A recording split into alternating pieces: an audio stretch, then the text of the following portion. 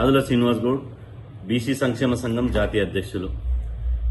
తెలంగాణ రాష్ట్ర ప్రభుత్వం బీసీల రిజర్వేషన్లు 42% పెంచిన తర్వాత నిన్న 26వ తేదీన 42% పెంచుతూ 9వ జీవో నెంబర్ 9ని విడుదల చేయడం జరిగింది.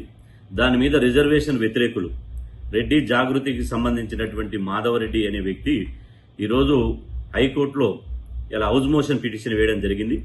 నిజంగా ఈ హౌస్ మోషన్ పిటిషన్ వేసిన తర్వాత యావత్ బీసీ సమాజం అంతా దిగ్భ్రాంతికి గురైంది. ఎందుకంటే అన్యాయంగా బీసీ రిజర్వేషన్లు ఇవ్వడం లేదు, అక్రమంగా బీసీ రిజర్వేషన్లు పెంచలేదు. ఇది 22 నెలల కాలంలో తెలంగాణ రాష్ట్ర ప్రభుత్వం కులగణన చేసి ఒక డెడికేటెడ్ కమిషన్ ఏర్పాటు చేసి ఆ కులగణన చేసిన తర్వాత తెలంగాణ రాష్ట్రంలో బీసీలు 56.34% ఉన్నారని చెప్పి అధికారికంగా లెక్క తేల్చి ఇలా బీసీలు రాజకీయంగా వెనకబడి ఉన్నారు అనే విధానంతో రాష్ట్ర ప్రభుత్వం ఇలా అసెంబ్లీలో బిల్లు చేసి కేంద్ర ప్రభుత్వానికి పంపించడం జరిగింది. కేంద్రం 6 నెలలైనప్పటికీ కూడా రాష్ట్రపతి గారి దగ్గర నుండి ఆ బిల్లుకు ఆమోద ముద్ర కాలేదు.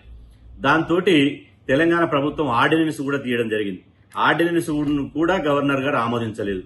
అదేవిధంగా చివరికి తెలంగాణ రాష్ట్ర అసెంబ్లీలో రాష్ట్ర ప్రభుత్వం బీసీ రిజర్వేషన్లను 285 సెక్షన్ ఏ ప్రకారం బీసీ రిజర్వేషన్లను 42% పెంచుతూ ఇలా అసెంబ్లీలో చట్టం చేయడం జరిగింది.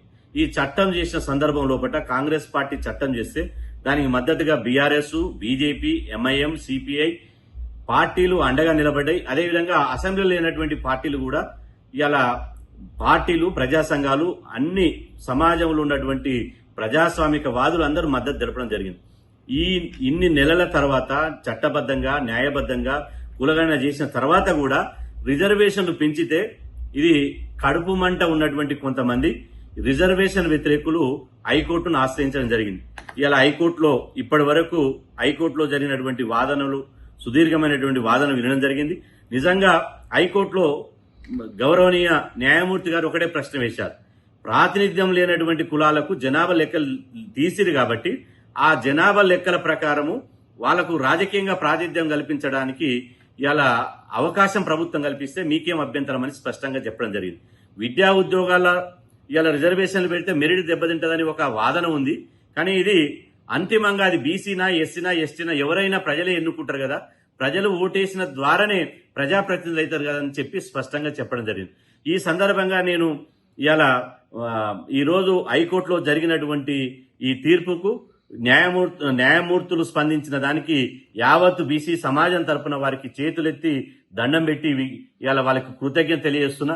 ఇలా మెజార్టీ ప్రజలు తెలంగాణ రాష్ట్రంలో 2.5 కోట్ల మంది బీసీ సమాజం ఉంది.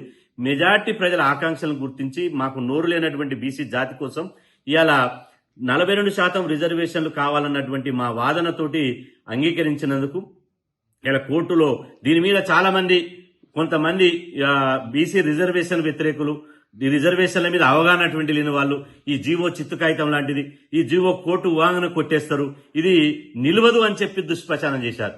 కానీ ఇలా గౌరవ న్యాయమూర్తులు ఇందులో ఉన్నటువంటి ధర్మాన్ని, న్యాయాన్ని ఇలా పరిరక్షించడానికి ఈ విచారణ 8వ తారీఖు వరకు వాయిదేయడం జరిగింది. వారికి ప్రత్యేకంగా ధన్యవాదాలు. రెడ్డి సామాజిక వర్గానికి సంబంధించినటువంటి ఎవరైతే పిటిషన్ వేసారో వారికి నేను ఒకటి అప్పీల్ చేస్తున్నా. అయ్యా, మీ రెడ్డిల వాటా మేము తినడం లేదు.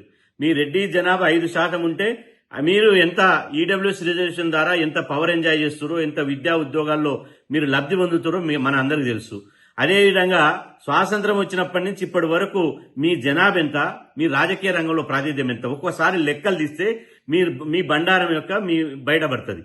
నేను అంటున్నా, రెడ్డిలలో కూడా పేద ప్రజల కోసం కొట్లాడిన వాళ్ళు ఉన్నారు, ప్రాణాలు ఇచ్చిన వాళ్ళు ఉన్నారు, రెడ్లు 10 మందికి సాయం చేసే వాళ్ళు ఉన్నారు. కానీ ఇట్లా మా నోటికాడి ముద్దను గుంజుకొని బీసీల యొక్క రిజర్వేషన్లు కొల్లగొట్టాలనేటువంటి దుర్బుద్ధి ఇవాళ రావడం చాలా దురదృష్టకరం. ఇవాళ మేము ఒకటే విజ్ఞప్తి చేస్తున్నాం. అగ్రకులాల కమ్మలు ఉన్నారు, వాళ్ళు కోర్టు పోలే, కమ్మ సామాజిక వర్గం వాళ్ళు పోలే, కోమటోళ్ళు పోలే, వెలమలు పోలే, బ్రాహ్మణులు పోలే. అదేవిధంగా ఒక రెడ్డి సామాజిక వర్గానికి సంబంధించిన వాళ్ళే ఎందుకు ఇవాళ బీసీల నోటికాడు ముద్దను గుంజేసుకోవాలని చూసిరో ఆలోచించవలసినటువంటి అవసరం ఉంది. ఏం పర్వాలేదు, ఇప్పటికైనా ధర్మం బీసీల పక్షాన ఉంది, న్యాయం బీసీల పక్షాన ఉంది. ఖచ్చితంగా ఈ స్థానిక సంస్థల ఎన్నికల్లో 42% రిజర్వేషన్లు 100% సాధిస్తామనే విశ్వాసం మా బీసీలకు ఉంది. కాబట్టి ఇప్పటికైనా నేను అప్పీల్ చేస్తున్నా, దయచేసి రిజర్వేషన్లు ఎవరు అడ్డుకోకండి. అడ్డుకొని బీసీ ద్రోవులుగా మారకండి, చరిత్రహీనులుగా మారకండి. బీసీల పొట్టగొట్టి బీసీల ఎంగిలి ముద్దను తిందామనుకునే ఒక దుర్భిద్దమైనటువంటి ఇలా ఆశ, కుట్ర, కుళ్ళుని ఇవాళ మీ శరీరంలోకి వెళ్ళి తీసేయండి. ఎందుకంటే ప్రజాస్వామ్యం ఇది.